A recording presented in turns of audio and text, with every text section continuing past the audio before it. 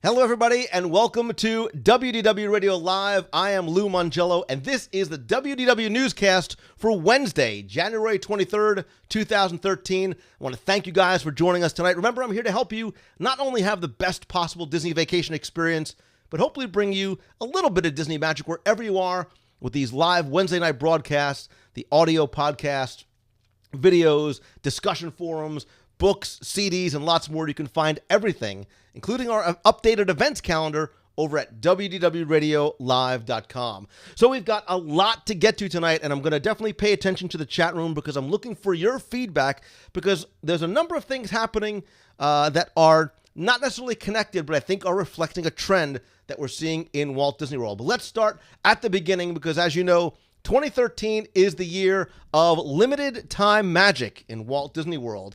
And this week is Long Lost Friends Week at Walt Disney World, where we're seeing a lot of rarely seen Disney characters showing up in the Magic Kingdom for meet and greets.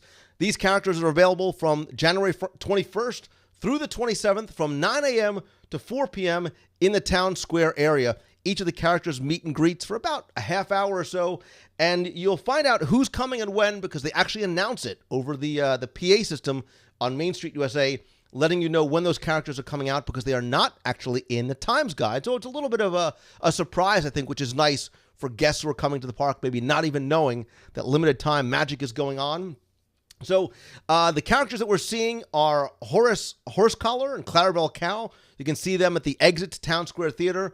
Pinocchio, Geppetto, and Jiminy Cricket in front of Tony's Town Square. You got the whole Italian connection going there.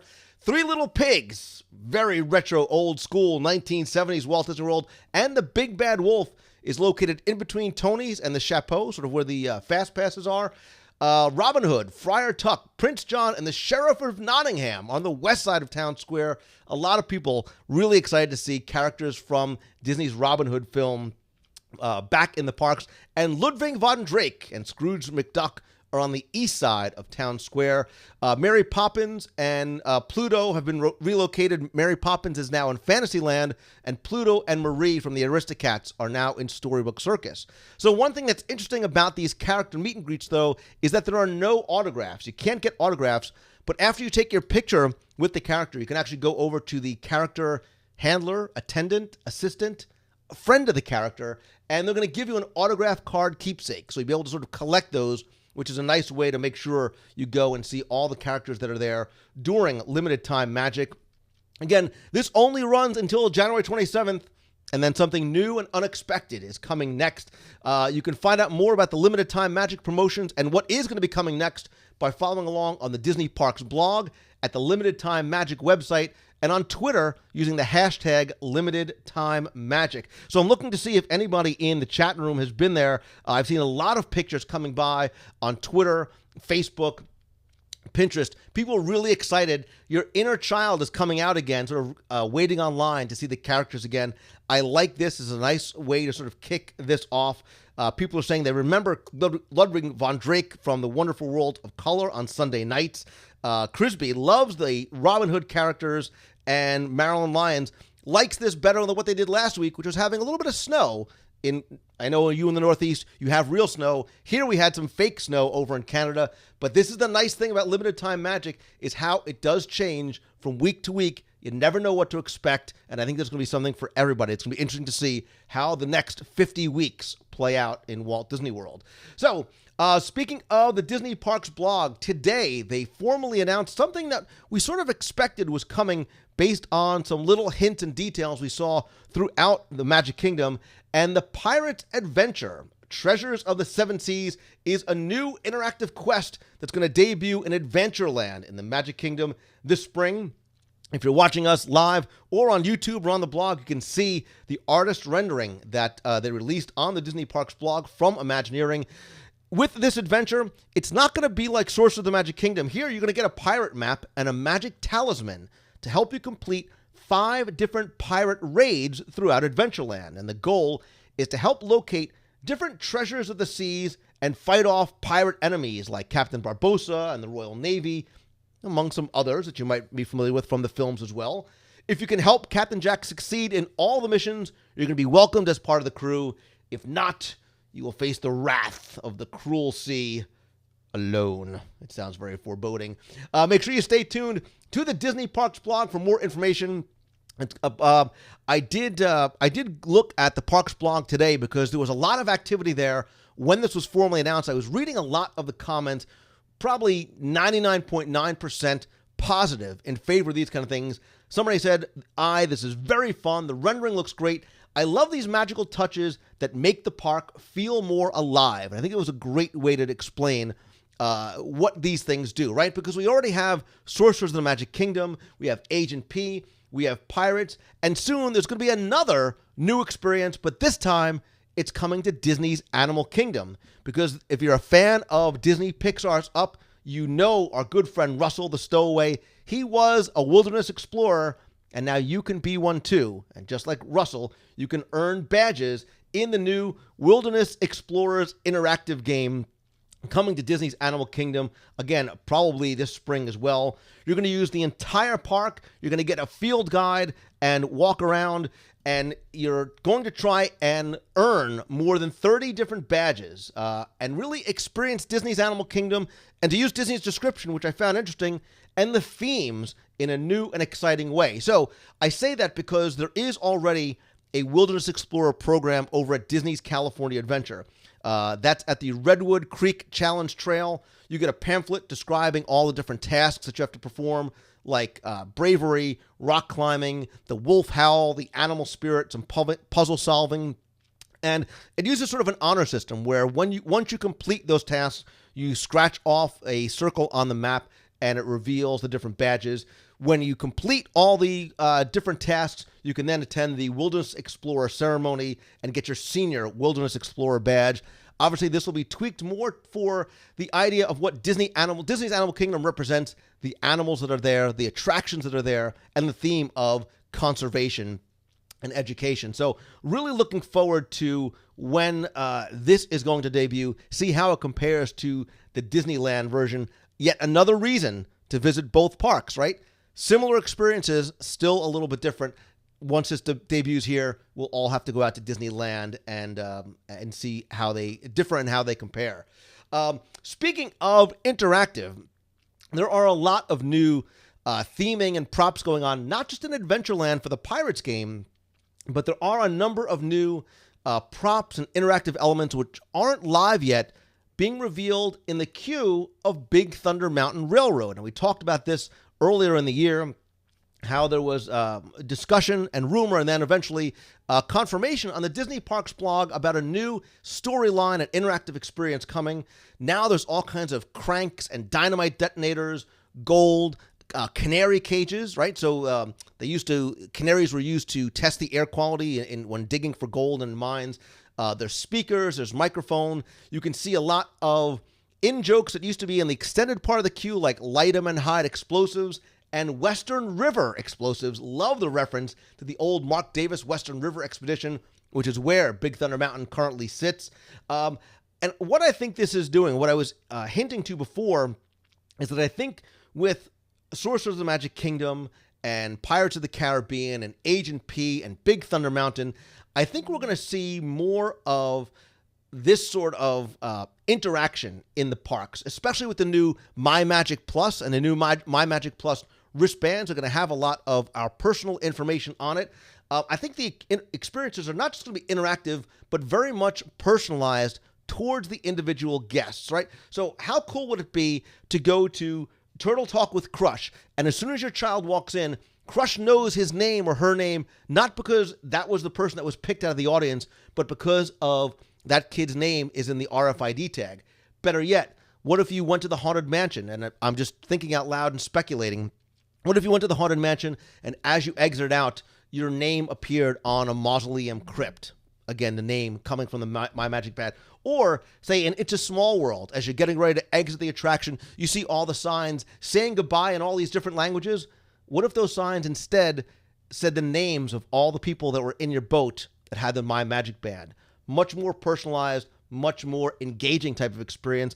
I want to know, for those of you who are in the box or who are watching on YouTube or on the blog, what do you think about this? What do you think about this move that's been going on over the past 12 to 18 months towards more interactivity, towards more personalization.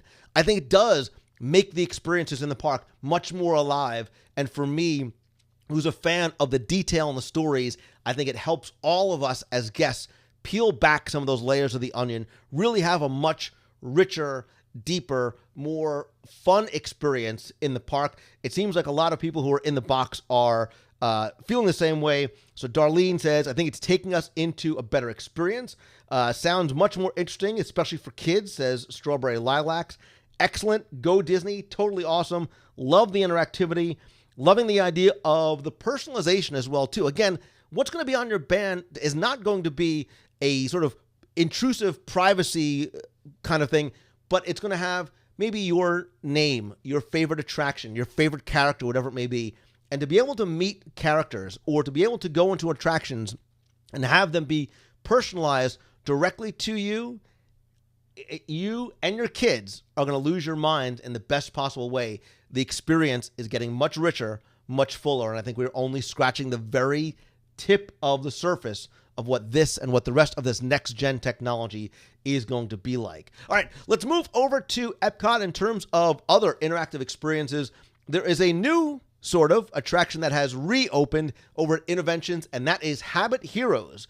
Last February, you may remember or not remember, it closed within about a week of opening due to some issues with the story, with the characters, with guest feedback, right? We know Disney pays very, very close attention to guest feedback, so much so that they shuttered an attraction just a week or so after it opened. Well, it has been completely refurbished from the ground up. It promotes healthy behavior, just like the original Habit Heroes.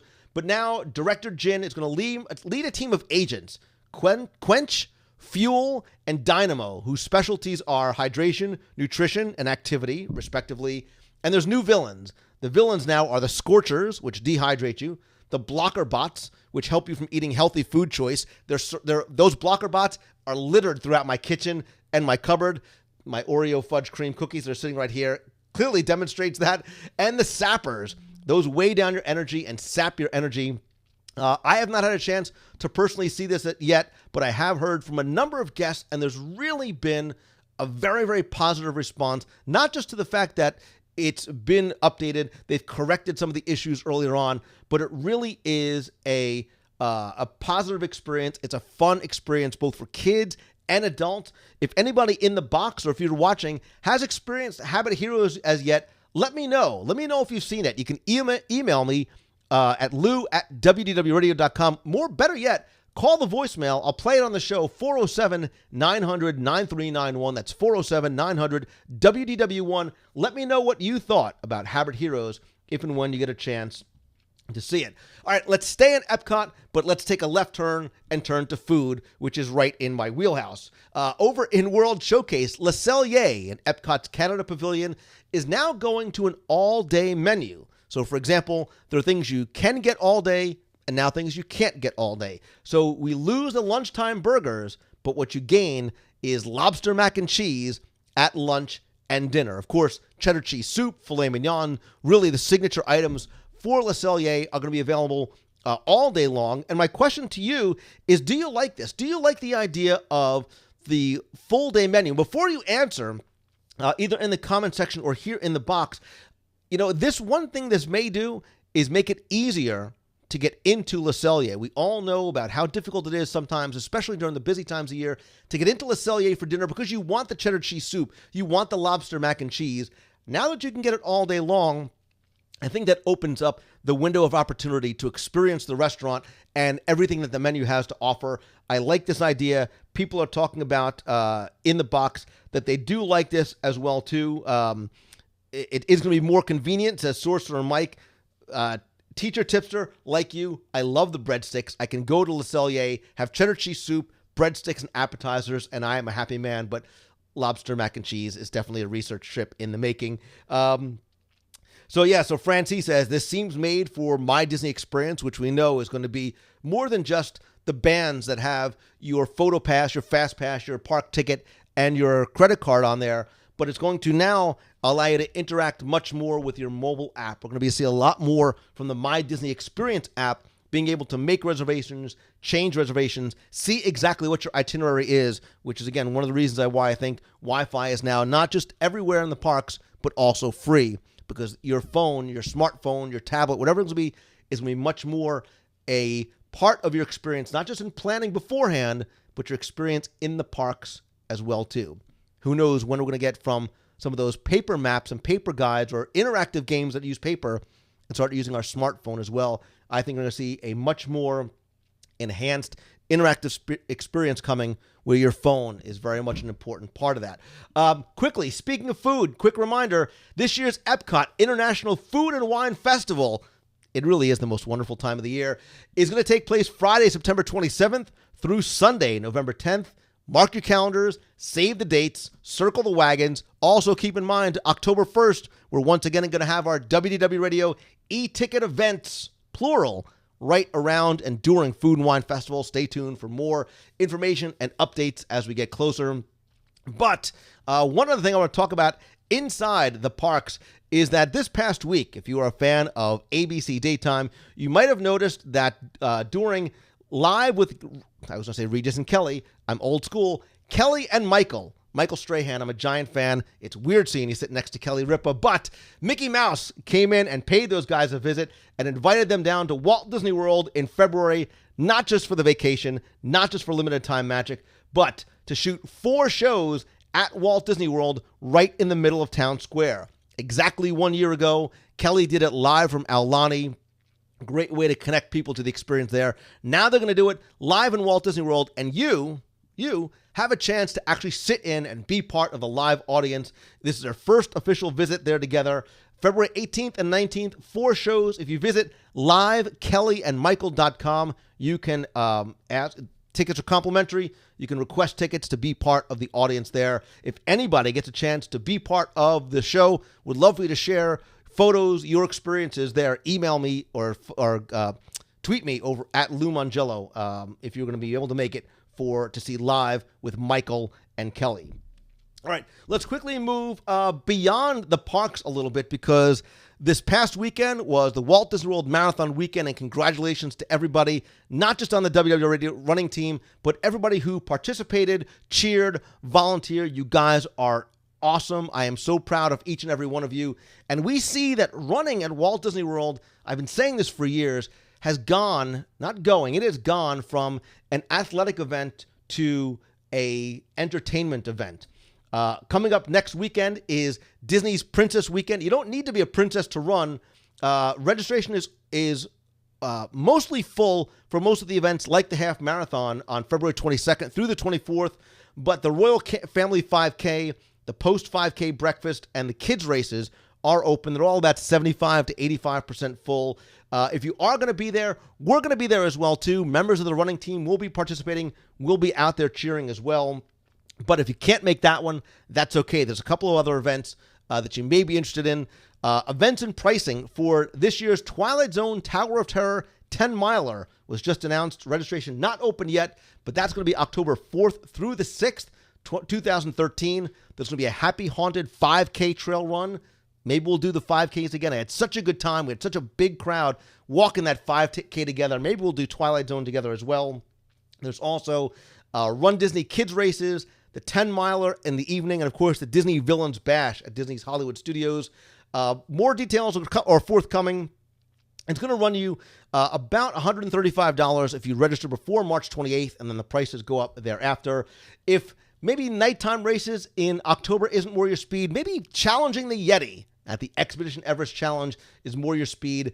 That is going to be, the dates are, I don't have the dates. Well, I don't have the dates, but it's 55% full. The prices go up on January 30th to $115. There's also a post-race party in there as well, too. I believe the date is in June. Forgive me, I don't have it right in front of me. But registration is open. You can find out more about all these events by visiting the Run Disney website. And I do want to encourage you and invite you and ask you to participate with us, whether you walk, jog, wheel, or just want to cheer with us. Come and be part of the WDW.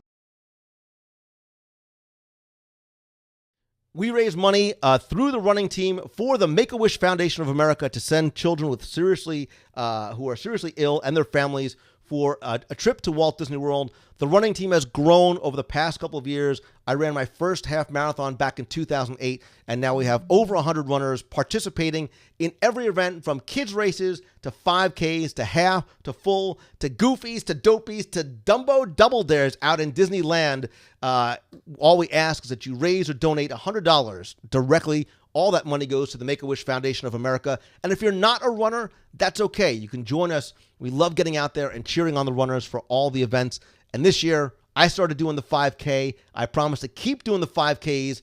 A half marathon might be a lot for you, but anybody, listen, if you've been to Walt Disney World, you can come and walk a 5K with me and other members of the team as well. It's a great, fun, exciting experience for everybody in the whole family. Visit wdwradio.com/running for more information. I also do want to give you a quick reminder that Saturday, February 9th, is going to be WDW Radio's 6th anniversary. And just like last year, we're going to take your suggestions, we're going to take your ideas, and from 10 a.m. till 3 p.m., we'll be making our way, completing the challenges that you set out for us in Epcot Center. You can watch us live over at WDWRadioLive.com. And if you're in Walt Disney World, you can come and join us at the meet of the month in Epcot at 4 o'clock at the Electric Umbrella Restaurant.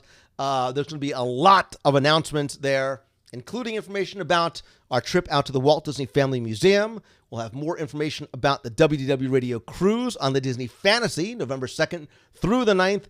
Other events we have coming up. Also going to reveal a mystery, have some surprises, and maybe something for everybody who is in attendance as well. Going to be a lot of fun. Again, that's Saturday, February 9th. Also, don't forget to download the free WDW Radio app, now available for your iPhone, iPad, Android, and Windows mobile device. You can visit wdwradio.com/app or just search for WDW Radio in the iTunes Store, the Google Play Store, or the Windows Mobile Marketplace.